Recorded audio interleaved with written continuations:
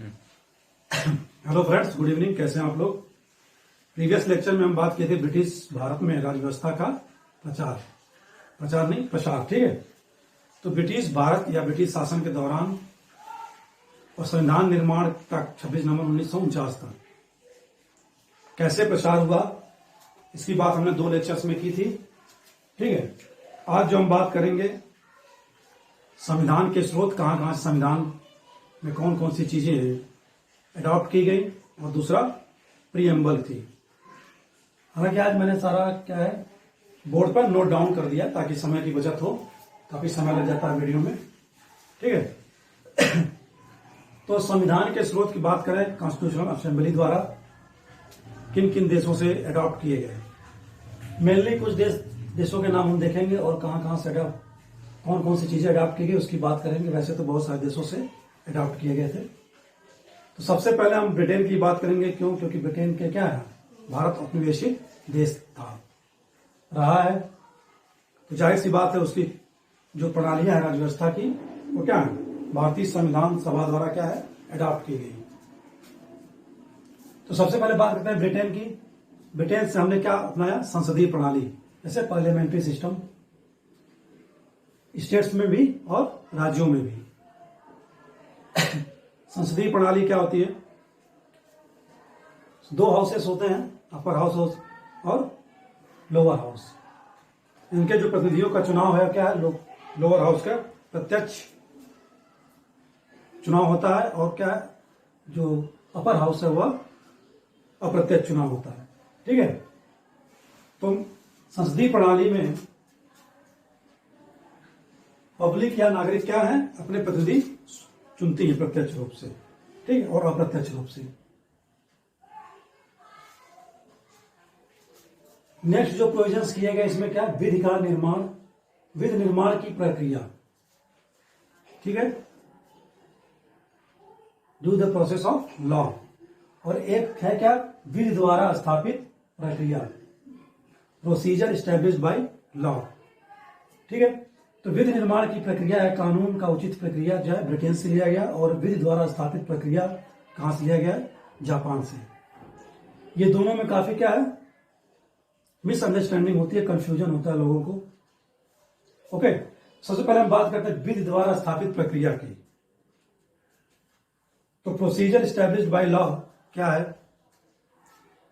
Procedure established by law की बात की गई है संविधान में। इसका क्या प्रोविजन है, आर्टिकल 21 में। किसमें, आर्टिकल 21 में इसकी बात की गई है। और विधि का निर्माण प्रक्रिया क्या है, संविधान में कहीं भी उल्लेख नहीं है। तो विधि द्वारा स्थापित प्रक्रिया आर्टिकल 21 में है। आर्टिकल 21 क्या कहता है, प्राण एवं दैहिक स्वतंत्रता की बात करता है, व्यक्तिगत जीवन की बात करता है, किसी भी व्यक्ति के नागरिक। ठीक है।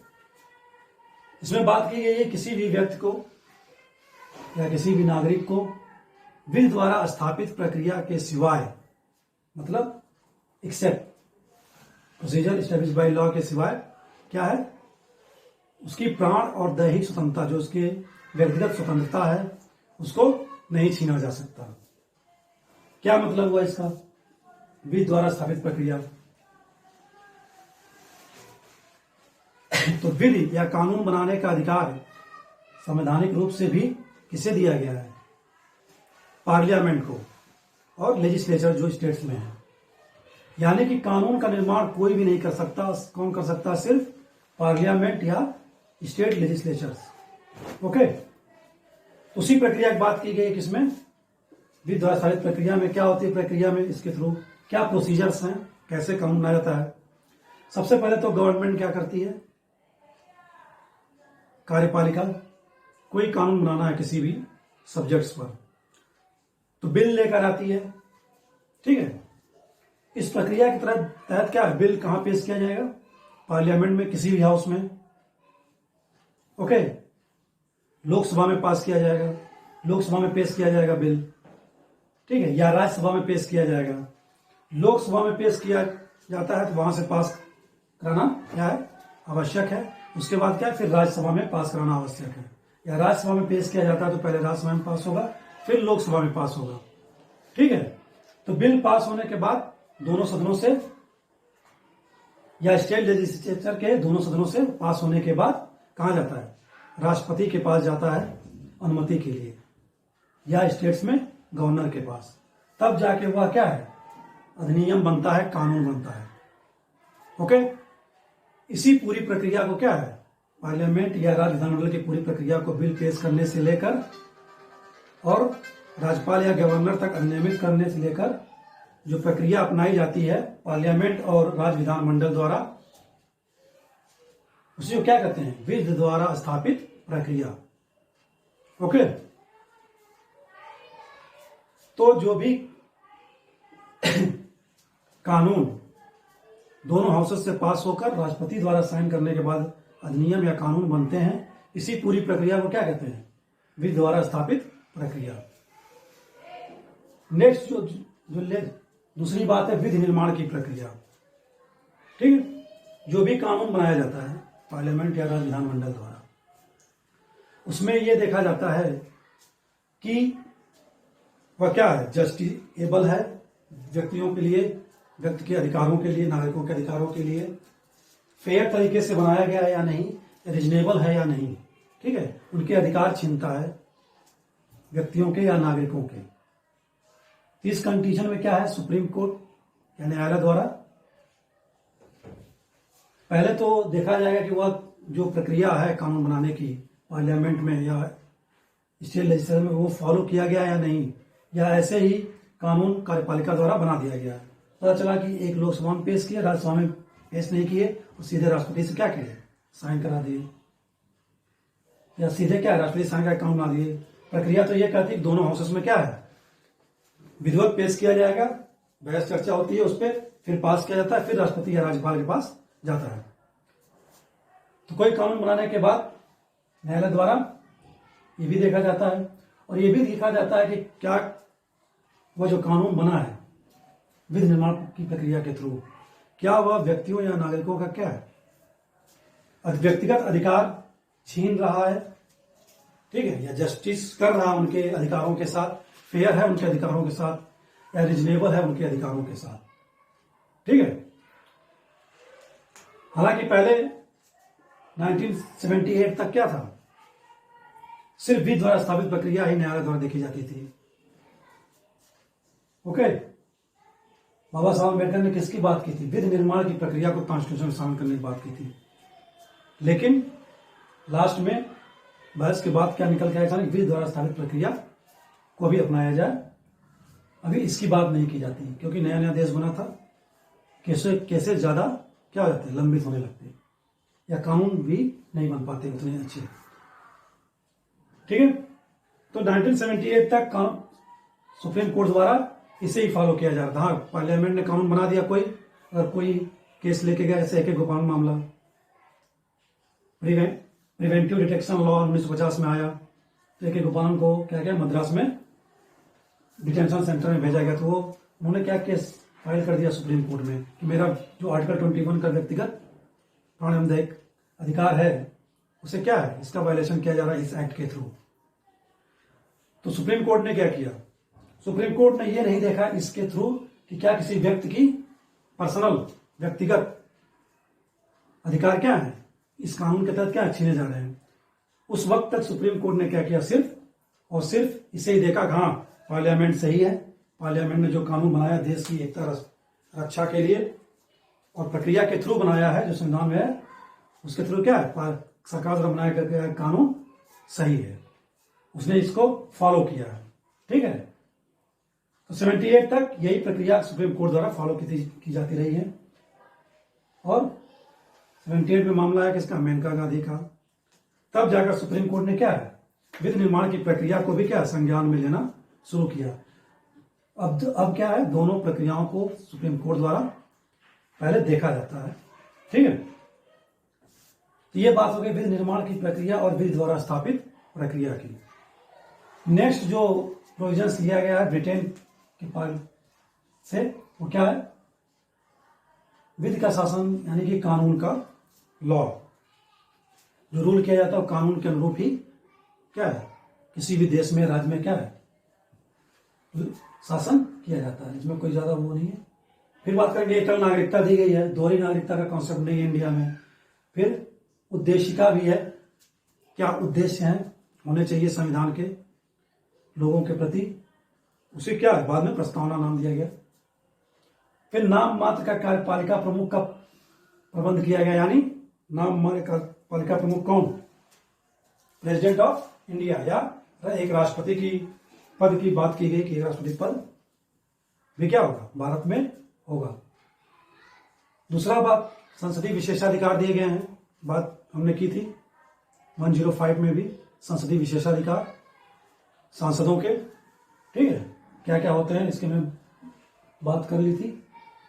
नेक्स्ट बात की क्या, तो लोकसभा में सामूहिक उत्तरदायित्व जो है कैबिनेट का, ये भी हमने बात की थी किसमें, आर्टिकल 75 का थर्ड, इसकी बात भी है आर्टिकल 75 थर्ड में। संसदीय विशेषाधिकार 105 में है, ठीक है, 105 में है। तो इतने सारे जो प्रोविजंस हैं संविधान में जो अडॉप्ट किए गए, कहां से, नेक्स्ट बात करेंगे हम किसकी, अमेरिका से या यूएसए से, यूनाइटेड स्टेट ऑफ अमेरिका से क्या लिया गया। अभी हम बात करें मूल अधिकार की, फंडामेंटल राइट्स। फंडामेंटल राइट्स का जो कॉन्सेप्ट है वो भी क्या है, अमेरिका से ही है, इस पर भी हमने डिस्कस कर चुके हैं फंडामेंटल राइट्स की। वाइस प्रेसिडेंट ऑफ इंडिया का पद भी क्या है, अमेरिका से लिया गया है। स्वतंत्र न्यायपालिका है, यानी जजों की नियुक्ति, उनको पद से हटाया जाना, ये सब क्या है, अमेरिका से ही लिए गए हैं, अमेरिका, ठीक है। राष्ट्रपति पर महाभियोग की प्रक्रिया आर्टिकल 61 के थ्रू रखा गया है, इसकी बात हमने राष्ट्रपति के चैप्टर में की थी। न्यायिक पुनरावलोकन, न्यायिक पुनरावलोकन क्या होता है, और वित्तीय आपात, वित्तीय आपात की बात करेंगे आर्टिकल 360 में। न्यायिक पुनरावलोकन यानी सुप्रीम कोर्ट का रिव्यू, पुनर्विचार, किस पर, कार्यपालिका, विधायिका और प्रशासन। जैसे विधायिका द्वारा कोई कानून बनाया जाता है, उसका भी रिव्यू क्या है, सुप्रीम कोर्ट द्वारा किया जा सकता है। कार्यपालिका द्वारा कोई आदेश पारित किया जाता है, उसका भी क्या है, पुनरावलोकन सुप्रीम कोर्ट द्वारा किया जा सकता है। और प्रशासन द्वारा कोई प्रशासन द्वारा कोई कार्य इम्प्लीमेंटेशन किया जा रहा है, उसका भी क्या है, पुनरावलोकन किया जा सकता है, ठीक है। विधायिका द्वारा बनाया गया कानून नागरिकों के क्या है, उनके व्यक्तिगत अधिकारों को छीनता या नहीं छीनता या उससे असंगत है, वो क्या है, आर्टिकल 13(2) के तहत क्या सुप्रीम कोर्ट नल और अनवैलिड घोषित कर सकती है, ठीक है। यही होता है क्या, न्यायिक पुनरावलोकन। वित्तीय आपात की हमने बात की 360 में, ये भी कॉन्सेप्ट कहां देगा, अमेरिका से। देश की मुद्रा और साख क्या हो, संकट में हो, तब क्या है 360 के तहत वित्तीय आपात, फाइनेंशियल क्राइसिस लगाई जाती है, हालांकि अभी तक लगा नहीं कभी भी, ओके। नेक्स्ट जो प्रोविजंस आए सारे, संघात्मक व्यवस्था, फेडरलिज्म की बात, अवशिष्ट शक्तियां, सबल केंद्रीकरण की प्रवृत्ति, ये सब क्या कनाडा से अडॉप्ट किए गए हैं। संघात्मक व्यवस्था क्या होती है, संघ किसे कहते हैं, यानी सभी राज्य मिलकर संघ बनाते हैं। और एक लिखित संविधान होता है, न्यायपालिका क्या है, सर्वोच्च होती है, ओके। एकल नागरिकता होती है संघात्मक व्यवस्था में। तो ये सारे प्रोविजन, अवशिष्ट शक्तियां जो तीनों सूचियों में नहीं है। कौन कौन सी सूची, जो 7वीं सूची में बात की गई है, संघ सूची, राज्य सूची और समवर्ती सूची। ये सब्जेक्ट्स निर्धारित किए गए हैं कानून बनाने के लिए, स्टेट्स और संघ के लिए। तो इसके अलावा कोई और विषय है तो वो शक्तियां किसके पास होती हैं, संघ के पास, उस पर कानून बनाने का अधिकार किसका है, संघ का, ओके। कॉन्स्टिट्यूशन में हम देखेंगे कई प्रावधान ऐसे हैं कि केंद्र को क्या है, या संघ को काफी शक्ति प्रदान कर देते हैं, केंद्रीकरण की, सेंट्रलाइज हो जाती है पावर्स, कहां, संघ के पास। जैसे आपातकाल में ही होता है, स्टेट्स के सारे क्या है कार्य संघ के पास पहुंच जाते हैं, या राष्ट्रपति शासन में भी क्या है, संघ के पास कार्य या कानून बनाने से लेकर सारे क्या है संघ के पास पहुंच जाते हैं, ठीक है। ये होगी सबल केंद्रीकरण की प्रवृत्ति। नेक्स्ट जो प्रोविजंस किए गए हैं ऑस्ट्रेलिया से, अभी हमने बात की विषयों की समवर्ती सूची कहां से अडॉप्ट है? ऑस्ट्रेलिया से। समवर्ती सूची पे दोनों क्या अकाउंट बना सकते हैं, पार्लियामेंट और राज्य विधानमंडल। सत्यों का विभाजन, वही सब्जेक्ट्स जो विभाजन किया गया है, जो विभाजन का प्रक्रिया लिया गया है, वो कहां से? ये भी ऑस्ट्रेलिया से है। यानी कि संघ सूची, राज्य सूची। ठीक है। केंद्र राज्य संबंध का भी जो प्रोविजंस है 245 से लेकर 293 तक, विधायी, प्रशासनिक और वित्तीय, ये भी क्या है? ऑस्ट्रेलिया से ही अडॉप्ट किया गया है। प्रस्तावना का जो कॉन्सेप्ट है, प्रस्तावना रखने का, वो भी क्या है? ऑस्ट्रेलिया से ही लिया गया। प्रस्तावना की बात अभी हम करेंगे। आपात उपबंध जो बात की गई, आर्टिकल 350 से लेकर 356, क्योंकि 3 वित्तीय आपात कहां है? 360 और ये अमेरिका से अडॉप्ट किया गया। ठीक है। तो 352, 356 इसका भी हमने डिस्कस किया था पिछले सारे लेक्चर्स में, आपातकाल जब पढ़ रहे थे, इमरजेंसी पार्ट 18 में। इसको यहां ज्यादा डिस्कस नहीं। गणतंत्रात्मक प्रणाली यानी रिपब्लिक मीन्स कि जो देश का हेड होगा, नेशन का, वो क्या होगा? चुनकर आएगा, या वो भी कैसे? अप्रत्यक्ष रूप से। राष्ट्रपति का चुनाव कैसे होता है देश में? लोगों के द्वारा चुने गए जो प्रतिनिधि हैं, विधायक और सांसद, वो निर्वाचित विधायक और सांसद ही भाग लेते हैं राष्ट्रपति के चुनाव में, और वो क्या करते हैं? देश का राष्ट्रपति का चुनाव करते हैं। इसी को क्या कहते हैं? गणतंत्रात्मक प्रणाली। यानी पहले क्या था? राज व्यवस्था थी, राजतंत्र था, तो राजा चीजें भी चुनने की जरूरत नहीं पड़ती थी, डायनेस्टी वाइज होते थे। लेकिन अभी जो हेड होता है वो क्या है? अप्रत्यक्ष रूप से पब्लिक द्वारा अपने प्रतिनिधियों के माध्यम से, निर्वाचित प्रतिनिधियों के माध्यम से क्या है? चुना जाता है। इसी को क्या कहते हैं? गणतंत्रात्मक प्रणाली। नेक्स्ट जो प्रोविजंस आए, संविधान संशोधन की प्रक्रिया, आर्टिकल 368, ये कहां से लिया गया है? साउथ अफ्रीका से। इसको भी हमने चैप्टर आई थिंक 21 में या 20 भाग 20 में विस्तृत रूप से क्या है? बात की थी। ओके। कैसे कैसे संशोधन संविधान में किया जा सकता है, इसकी बात की थी। विशेष बहुमत, साधारण बहुमत, विशेष बहुमत प्लस आधे से अधिक राज्यों के विधानमंडलों का क्या? साधारण बहुमत। ये जो प्रक्रिया की बात की गई, किसमें, कहां से लिया गया? दक्षिण अफ्रीका से, साउथ अफ्रीका से। नेक्स्ट जो हम बात करेंगे, आयरलैंड से डीपीएसपी लिया गया, नीति निर्देशक तत्व, राज्य के नीति निर्देशक तत्व, directive principle of state policy. इसे भी हमने क्या है? 2 लेक्चर में कवर किया है। ठीक है। तो राष्ट्रपति के निर्वाचन की जो रीति है, ये भी आयरलैंड से है। क्या रीति है राष्ट्रपति के निर्वाचन की?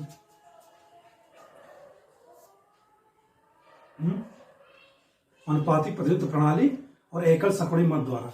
इसको, इन दोनों को भी हमने क्या, राष्ट्रपति के चैप्टर में, प्रेसिडेंट के चैप्टर में देखा था। ठीक है। राष्ट्रपति द्वारा राज्यसभा में 12 सदस्यों का मनोनयन भी क्या है? आयरलैंड से है। और आपातकालीन उपबंध, अगर आपात लग जाता है तो उस समय क्या क्या प्रोविजंस होने चाहिए स्टेट्स में, जैसे कि लोकसभा कार्यकाल 1 वर्ष तक बढ़ाया जा सकता है, नागरिकों के फंडामेंटल राइट्स चले जाते हैं एक्सेप्ट 20 और 21 के, राज्य विधानमंडल पर कानून बनाने का अधिकार पार्लियामेंट के पास चले जाते हैं। इस टाइप के जो उपबंध हैं वो भी क्या है? आयरलैंड से लिए गए हैं।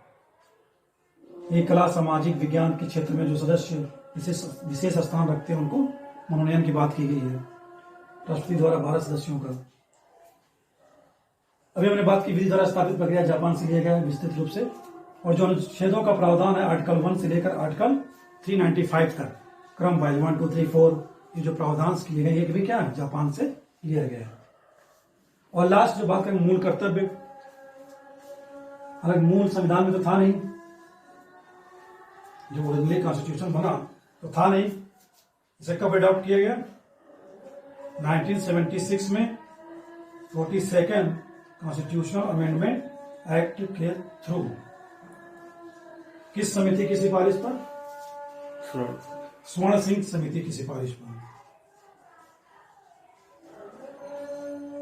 हालांकि स्वर्ण सिंह समिति ने 8 मूल कर्तव्यों की बात की थी, लेकिन अभी कितने मूल कर्तव्य हैं?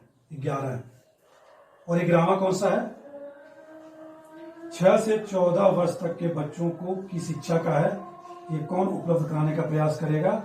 उसके माता पिता या गार्जियन, संरक्षक जो भी हो, ठीक है। और इसे जोड़ा गया कब? 86 कॉन्स्टिट्यूशनल अमेंडमेंट एक्ट 2003 के समय, ठीक है। तो मूल कर्तव्य, फंडामेंटल ड्यूटीज कहां से अडॉप्ट किए गए? रसिया से। तो ये मेनली जो मुख्य देश थे और जो मेन प्रोविजंस थे संविधान में कहां से अडॉप्ट किए गए, इसकी हमने चर्चा कर ली। ओके, नेक्स्ट जो हम चर्चा करेंगे इस पे प्रीएम्बल्स पर। प्रीएम्बल्स मैंने लिख दिया है। ओके, देख लेते हैं प्रीएम्बल में क्या क्या है, क्या बात की गई है, ठीक है।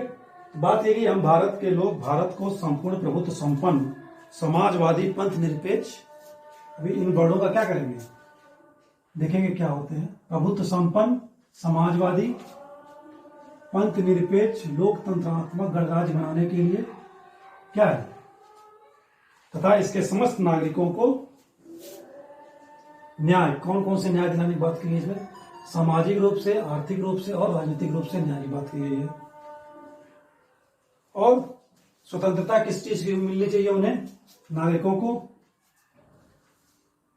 उनके विचार, अगर कोई माइंड में आ रहा है विचार किसी विषय पर, उसको अभिव्यक्त करने की, धर्म को मानने की, विश्वास और उपासना की स्वतंत्रता, ठीक है। तो बात ये न्याय, स्वतंत्रता, 3 न्याय और 5 प्रकार की स्वतंत्रता की, ठीक है। और क्या बात की गई आगे? समता, किस चीज की समता? प्रतिष्ठा और अवसर की समता, इक्वलिटी, स्टेटस और अपॉर्चुनिटी उनको दिलाने की, प्राप्त करवाने के लिए, ठीक है। और बंधुता की बात करेंगे हम, क्या क्या बंधुता है? व्यक्ति की गरिमा और राष्ट्र की एकता व अखंडता सुनिश्चित करने वाला बंधुत्व बढ़ाने के लिए, ठीक है। बंधुत्व कौन कौन? अखंडता, एकता और अखंडता सुनिश्चित करने के लिए बंधुत्व, यानी फ्रेटर्निटी। दृढ़ संकल्प होकर अपनी इस संविधान सभा में आज दिनांक 26 नवंबर 1949 को, यानी मार्ग शीर्ष शुक्ल सप्तमी संवत 2006 विक्रमी को इतद द्वारा क्या है, संविधान को क्या किया है, संविधान के लोगों द्वारा अंगीकृत किया गया, अधिनियमित किया गया और आत्मार्पित कर किया गया। कब? 26 नवंबर 1949 को। मिति मार्ग से मतलब किस मंथ से है? हिंदू कैलेंडर के अनुसार अगहन जो है चैत, वैशाख, अगहन, फागुन, इसको अगहन मेनली नवंबर से दिसंबर होता है, ठीक है। नवंबर से दिसंबर को क्या है? अगहन कहते हैं। और जो संवत की बात की गई, विक्रम संवत अडॉप्ट किए, विक्रम संवत जोड़ा गया था। विक्रम संवत क्या है? विक्रम संवत कब आया था? 57 एडी बीसी। क्यों? उज्जैन, ठीक है। उज्जैन में एक राजा थे, कौन? विक्रमादित्य। ओके, तो 57 बीसी में विक्रमादित्य ने क्या किया? उस समय उज्जैन शकों का आक्रमण हुआ, ठीक है। शक, इसमें हिस्ट्री का सब्जेक्ट है। शकों को उज्जैन से क्या किया? निष्कासित किया था, एक्सपेलिंग। शकों को उज्जैन से निष्कासित, यानी विजय, उनको हराया था, ठीक है। इसी उपलक्ष्य में क्या उसने 57 बीसी विक्रमी संवत, विक्रम संवत या इसे मालव संवत भी कहते हैं। मालवा में है ना उज्जैन, मालवा रीजन में। तो अगर 57 और 1949 में ये बात हुई, तो 57 और 1949 को जोड़ेंगे कितना आएगा? 2006 विक्रमी संवत, ठीक है। इसलिए आ गया क्या 2006 विक्रमी संवत। ओके, इसमें जो शब्द है वर्ड है प्रभुत्व संपन्न यानी सॉवरेन। तो क्या भारत सॉवरेन कंट्री है? ये भी विषय कर रहा है, क्योंकि भारत क्या है, कई अंतर्राष्ट्रीय संस्थाओं का क्या है, सदस्य है। WTO से लेकर IMF, वर्ल्ड बैंक और भी बहुत सारे, NDB बनी है अभी, संघाई सहयोग, SCO का भी सदस्य हो गया है। तो उनके निर्णय G20 अभी जल्दी क्या है, दिल्ली में संपन्न हुआ, तो उनके निर्णय भी क्या है, भारत के नीति निर्माण में क्या है, अपना प्रभाव डालते हैं। तो कुछ लोगों का मानना है कि क्या प्रभुत्व संपन्न नहीं है, कुछ लोग माने प्रभुत्व संपन्न है। हालांकि भारत क्या प्रभुत्व संपन्न है, वह निर्णय लेने का अधिकार किसके पास है, भारत सरकार के पास या देश के पास। कोई भी निर्णय, पॉलिसी इंप्लीमेंटेशन करने का या किसी भी संस्था में जाने का आने का क्या है, यह निर्णय या डिसीजन कौन लेगा, भारत सरकार। तो अभी भी क्या प्रभुत्व संपन्न है, विदेश नीति से लेकर और भी पॉलिसी निर्माण में क्या है, भारत डिसीजन लेता है। तो क्या अभी भी प्रभुत्व संपन्न है। समाजवादी में सोशलिस्ट समाज के लिए काम करने की बातें हैं, इसमें मैक्सिमम रूप से क्या समाज के कल्याण से रिलेटेड पॉलिसीज बनाई जाती है। जैसे अभी क्या है, प्रधानमंत्री गरीब कल्याण योजना, मोदी जी द्वारा 5 साल के लिए क्या है, मुफ्त राशन फिर मिलेगा, ऐसी घोषणा की गई। बात है पंथ निरपेक्ष यानी सेकुलर का, ठीक है। तो भारत क्या है, पंथ निरपेक्ष राष्ट्र है यानी सेकुलर। मतलब इसका मतलब क्या हुआ, भारत ने ऐसा कोई भी घोषणा नहीं की है कि भारत क्या होगा, या भारत है हिंदू राष्ट्र है, या मुस्लिम राष्ट्र है, या क्या है सिख राष्ट्र है। ओके, धर्मनिरपेक्षता की बात की। जैसे कि ब्रिटेन क्या अपने आप को घोषित कर रखा है क्या, ईसाई कंट्री, क्रिश्चियन कंट्री। लेकिन भारत ने क्या ऐसे ही कोई घोषणा नहीं की है। उसने क्या बात की है, सेकुलरिज्म की, यानी सभी धर्म क्या है, बराबर है। भारत का अपना कोई, भारत देश का अपना कोई क्या धर्म नहीं है। ओके, लोकतंत्रात्मक गणराज्य डेमोक्रेटिक सिस्टम तुम्हारे यहाँ आएगी, पार्लियामेंट्री सिस्टम के थ्रू लोग क्या है, अपने प्रतिनिधि स्वयं चुनते हैं निर्वाचन के थ्रू। तो डेमोक्रेटिक तो है ही, विश्व का सबसे बड़ा गणराज्य की भी हमने बात की, गणतंत्र की यहां पर, ठीक है। नेशन हेड अप्रत्यक्ष रूप से क्या है, जनता द्वारा चुने जाते हैं अपने प्रतिनिधियों के माध्यम से, सांसदों और विधायकों के थ्रू। गणराज्य का मतलब ये हुआ। बाकी नागरिकों को तो क्या जस्टिस दिलाया जाएगा, किसमें, हर क्षेत्र में, समाज के क्षेत्र में। इकोनॉमिक तौर पर इसकी बात की गई, किसमें, आर्टिकल 15-16 में है, ठीक है। कुछ विशेष वर्गों को भी न्याय दिलाया जाता है पार्लियामेंट द्वारा संशोधन करके, विशेष जैसे कि बच्चों को, महिलाओं को, या कमजोर दुर्बल वर्ग के जो लोग हैं, इकोनॉमिक रूप से भी, सामाजिक रूप से भी। और पॉलिटिकल आरक्षण भी दिया गया है, महिलाओं को भी बात की गई आरक्षण देने की, महिला विधेयक बिल पास हुआ, ठीक है। SC/ST के लिए सीटें आरक्षित की गई हैं, 10 साल और बढ़ा दिया गया 2030 तक। ओके, राजनीति में क्या है, एक सबके लिए क्या है, एक आदमी एक वोट, खुद चुनाव लड़ने का भी, चुनाव लड़ने और चुनाव मत देने का भी अधिकार, ये सब क्या पॉलिटिकल जस्टिस में आ जाएंगे, ठीक है। बाकी स्वतंत्रता किसकी, विचार की, कोई भी विचार आपके माइंड में आए उसको आप अभिव्यक्त कर सकते हैं, एक्सप्रेस कर सकते हैं, उस पर कोई रोक नहीं है। जैसा कि आज के देश में आजकल क्या देश में देखा जा रहा है, गाली गलौज क्या है, अभिव्यक्ति स्वतंत्रता पार्लियामेंट के अंदर भी है, एक दूसरे को गाली गलौज दे रहे हैं, हालांकि ये सही नहीं। फिर धर्म है, धर्म को मानने की स्वतंत्रता होनी चाहिए। जैसे कि हम जिस धर्म से बिलोंग करते हैं क्या है, उसको अबाध रूप से क्या है मान सकते हैं, उसमें विश्वास रख सकते हैं, उसका वर्शिप कर सकते हैं, मतलब उपासना, जो रीति रिवाज है उस हिसाब से हम क्या है क्रियाकलाप अपना कर सकते हैं। इसकी स्वतंत्रता, पूरी स्वतंत्रता है।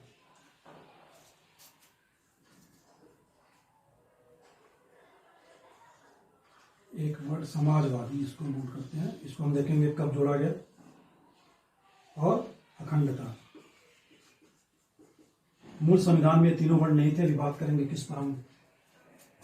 तो बात यह है स्वतंत्रता की, समता है ना, इक्वलिटी दिलाना है लोगों को, क्या प्रतिष्ठा, हर व्यक्ति की अपनी क्या है, गरिमा है, प्रतिष्ठा है, स्टेटस उसका समाज में, ठीक है। और उसको अपॉर्चुनिटी दिलाई जाएगी किसी भी क्षेत्र में, अवसर दिया जाएगा उसको अपने व्यक्तिगत विकास में। ये बात करती है दो समता है, प्रतिष्ठा और अवसर की। व्यक्ति की गरिमा, डिग्निटी की बात भी की गई है। एकता और अखंडता सुनिश्चित करने के क्या हो, बंधुत्व, जब फ्रेटर्निटी होगी और लोगों के बीच क्या यूनिटी होगी, और तभी तो भारत क्या है, अखंड राष्ट्र के रूप में क्या है, बना रहेगा, ठीक है। यूनिटी लोगों के बीच होनी क्या है, जरूरी है। इसी को बढ़ाने के लिए क्या है, फ्रेटर्निटी, बंधुत्व, लोगों के बीच भाईचारा बढ़ाने की बात की गई है, ठीक है। बाकी हमने बात की 1949 को लागू कर दिया, विक्रमी संवत की बात की, अधिनियमित कर लिया गया। अभी जो बात करें क्या, पंथ निरपेक्ष, समाजवादी, सोशलिस्ट, अखंडता मतलब क्या होता है अखंडता किसमें, यूनिटी, इंटीग्रिटी, इंटेग्रिटी होगा, यूनिटी तो एकता होगा ना, इंटेग्रिटी, तो मूल संविधान में ये नहीं थे, ठीक है। जब संविधान बना 26 नवंबर 1949 को, तो ये शब्द प्रीएम्बल में नहीं जोड़े गए थे। इसको कब जोड़ा गया, 42nd कॉन्स्टिट्यूशनल अमेंडमेंट एक्ट 1976 के थ्रू, ठीक है, ओके। तो ये होगा हमारा प्रीएम्बल दर्शाता है कि संविधान में क्या है, क्या क्या व्यवस्था की गई है, और लोग व्यक्तियों के या दुर्बल वर्ग के या किसी विशेष वर्ग के लोगों के लिए क्या है, क्या क्या आरक्षण भी है, ओके। सवाल होता है क्या प्रीएम्बल को न्यायालय में प्रवर्तनीय है या नहीं, प्रवर्तनीय मतलब इन्फोर्स, लागू करना है, नहीं है, इन्फोर्स नहीं कराया जाता न्यायालय द्वारा, प्रवर्तनीय नहीं है ये न्यायालय में। इसी से रिलेटेड क्या प्रवर्तनीय नहीं है न्यायालय में, मदन गोपाल एक मामला आया था, तो मदन गोपाल मामला जो है इससे रिलेटेड प्रीएम्बल के प्रवर्तनीय होने से न्यायालय में, ठीक है। तो ये हो गया हमारा आज के जो दो टॉपिक हैं, प्रीएम्बल्स और संविधान के स्रोत, सोर्स ऑफ कॉन्स्टिट्यूशन कहां कहां से अडॉप्ट किए गए हैं, ओके। आज क्लास एंड करते हैं और कल नेक्स्ट टॉपिक देखेंगे। नमस्कार। तब वो